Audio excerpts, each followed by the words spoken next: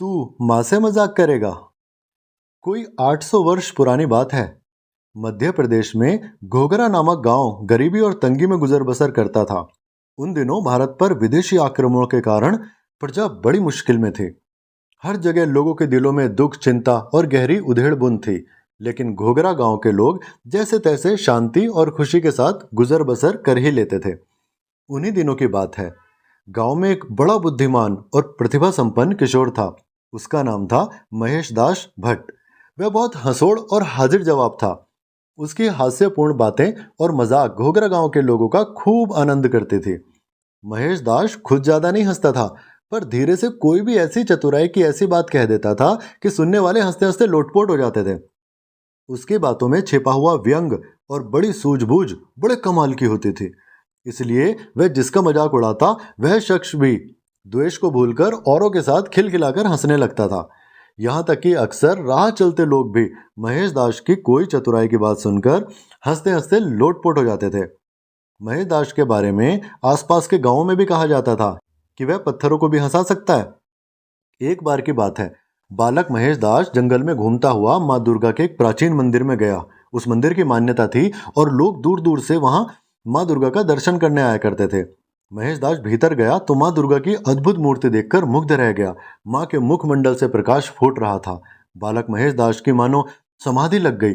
फिर उसने दुर्गा माता को प्रणाम किया और चलने लगा। तभी अचानक उसके मन में एक बात अटक गई। माँ दुर्गा के 4 मुख थे और 8 भुजाएं थी।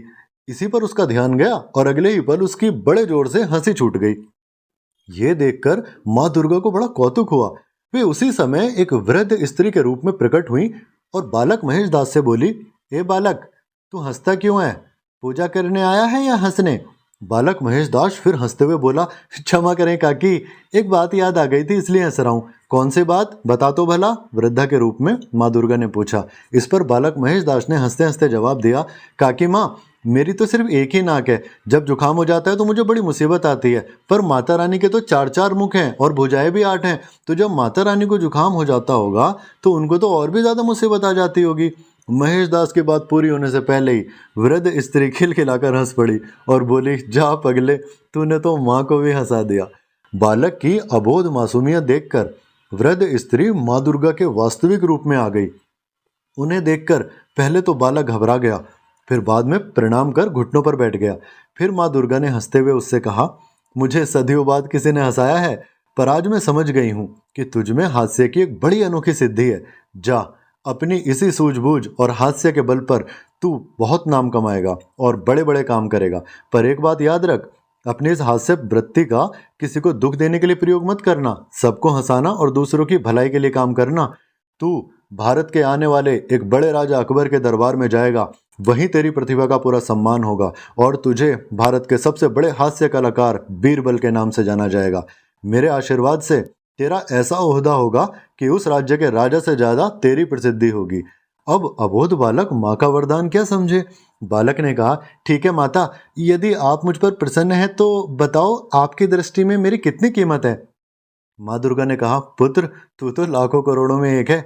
बालक ने कहा, तो उन लाखों करोड़ों में से 10 मुद्राएं मुझे दे दो, मैं जलेबी खा लूंगा। माँ दुर्गा अब जोर जोर से खिलखिलाकर हंसने लगी और बोली, जा शैतान, तू जीवन भर मिष्ठान और राजभोग ही खाएगा। उस दिन महेश दास भट्ट दुर्गा माता के प्राचीन मंदिर से लौटा तो उसका मन बड़ा हल्का फुल्का था। लौटकर उसने माँ को यह अनोखा प्रसंग बताया। सुनकर माँ भी चकित रह गई और आंसू पूछते हुए बोली, पगले, तूने तो माँ को भी हंसा दिया। और फिर चर्चा होते होते पूरे घोघरा गांव में बात फैल गई। महेश दास को माँ दुर्गा ने बड़ा अद्भुत वरदान दिया है। यह बड़ा नाम कमाएगा और बड़े बड़े काम करेगा। घोघरा का ही नहीं बल्कि भारत का नाम रोशन करेगा। और उसी नाम रोशन करने वाले को आज हम बीरबल के नाम से जानते हैं। दोस्तों, कहानी आपको पसंद आई तो प्लीज चैनल को सब्सक्राइब कीजिएगा ताकि ऐसी नई नई कहानी आने पर आपको पता लगे। धन्यवाद।